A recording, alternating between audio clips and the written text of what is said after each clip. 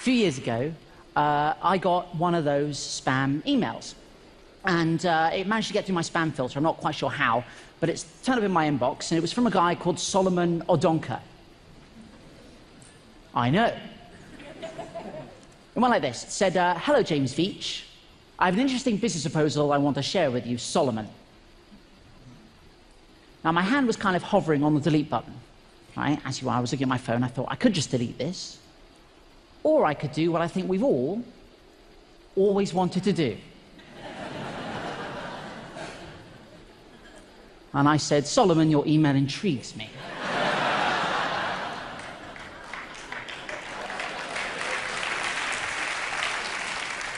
And the game was afoot. He said, dear James Veitch, we shall be shipping gold to you. You will earn 10% of any gold you distribute. So I knew I was dealing with a professional.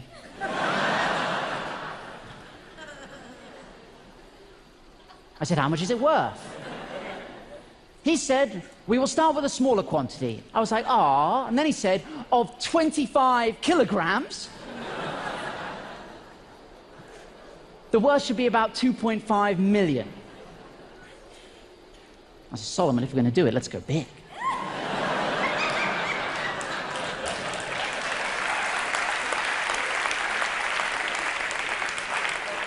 I can handle it. How much gold do you have? He said, it's not a matter of how much gold. How much is you're capable of handling? What? We can start with 50 kilograms as a trial shipment. I said, 50 kilograms? There's no point doing this at all unless you're shipping at least a metric ton.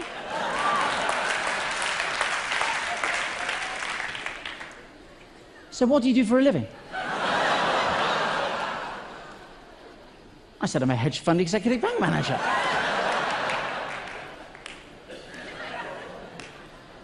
This isn't the first time I've shipped bullion, my friend. No, no, no.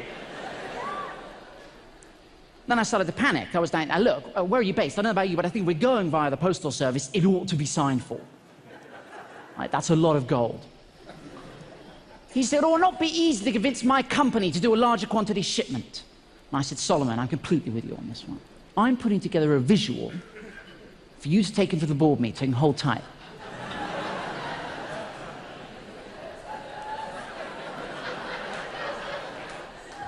This is what I sent Solomon.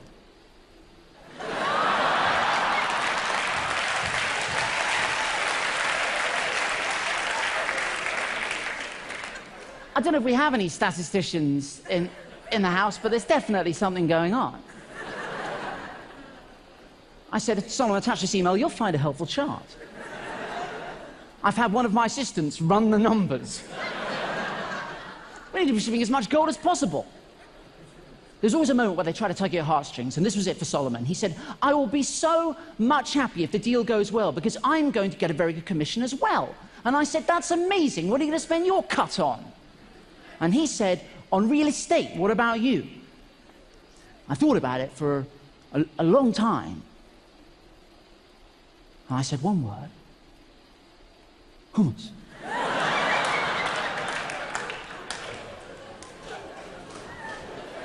It's going places.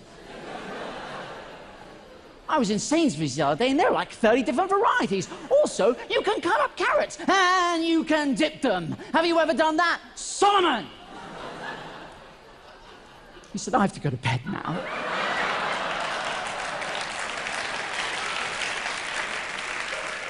Till tomorrow. Have sweet dreams. I didn't know what to say. I said, bonsoir, my golden nugget, bonsoir. Guys, you have to understand, this has been going for like weeks, albeit hitherto the greatest weeks of my life, but I had to knock it on the head. It was getting a bit out of hand. Friends were saying to me, James, do you want to come out for a drink? I was like, I can't, mate, I'm expecting an email about some gold. You know? So I figured I had to knock it on the head. I had to take it to a ridiculous conclusion. So I thought I concocted a plan. I said, look, Solomon, I'm concerned about security. When we email each other, we need to use a code. And he agreed. And I said, Solomon, I spent all night coming up with this code. We need to use it in all further correspondence. Lawyer. Gummy bear. Bank, cream egg. Legal, fizzy cola bottle, claim peanut M&Ms, documents, jelly beans, Western Union. Guys, a giant gummy lizard. I knew these were all words they use, right? I said, please call me Kit Kat and all further correspondence.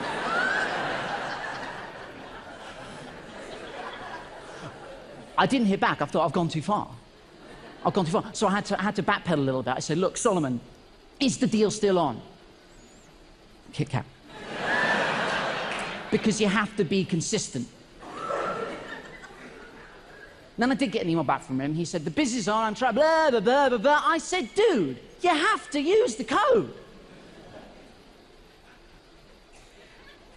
What followed is the greatest email I've ever received.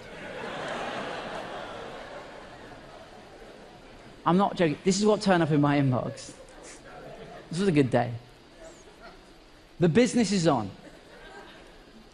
And I'm trying to raise the balance for the gummy bear.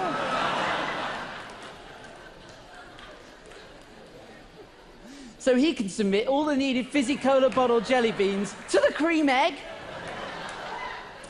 for the peanut M&Ms process to start. Send £1,500 via a giant gummy lizard.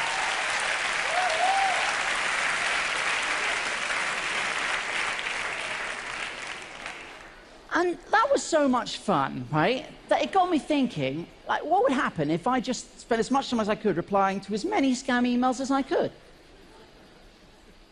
And that's what I've been doing for 3 years on your behalf. Yeah. Let me tell you, crazy stuff happens when you start replying to scam emails. It's really difficult, and I highly recommend we do. I don't think what I'm doing is mean, right? You know, there are a lot of people out there who do mean things to scammers. I don't think what I'm doing, all I think I'm doing all I'm doing is wasting their time. Right? And I think any time they're spending with me is time they're not spending scamming vulnerable adults out of their savings, right? If you're going to do this, and I highly recommend you do, get yourself a pseudonymous email address. Don't use your own email address, because that's exactly what I was doing at the start, and it was a nightmare. Because, you know, I'd wake up in the morning and have like 1,000 emails about penis enlargements, you know, only one of which was a legitimate response to a medical question item. But I tell you what, though, guys, I tell you what, any day is a good day. Any day is a good day if you receive an email that begins like this. I am Winnie Mandela, the second wife of Nelson Mandela, the former South African president. I was like, oh, that Winnie Mandela. I know so many. I need to transfer $45 million out of the country because of my husband Nelson's health condition. Let that sink in. She sent me this, which is hysterical. And this looks fairly legitimate. This is a letter of authorization, but to be honest, if there's nothing written on it, it's just a shape. I said, Winnie, I'm really sorry to hear of this. Given that Nelson died 3 months ago, I describe his health condition as...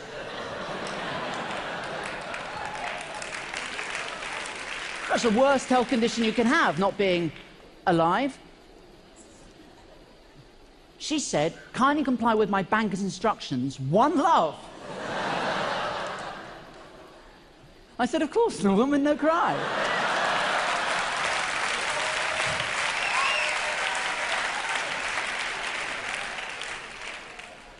She said, my banker would need transfer of $3,000. One love.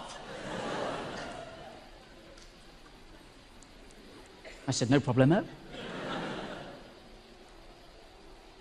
I shall share it.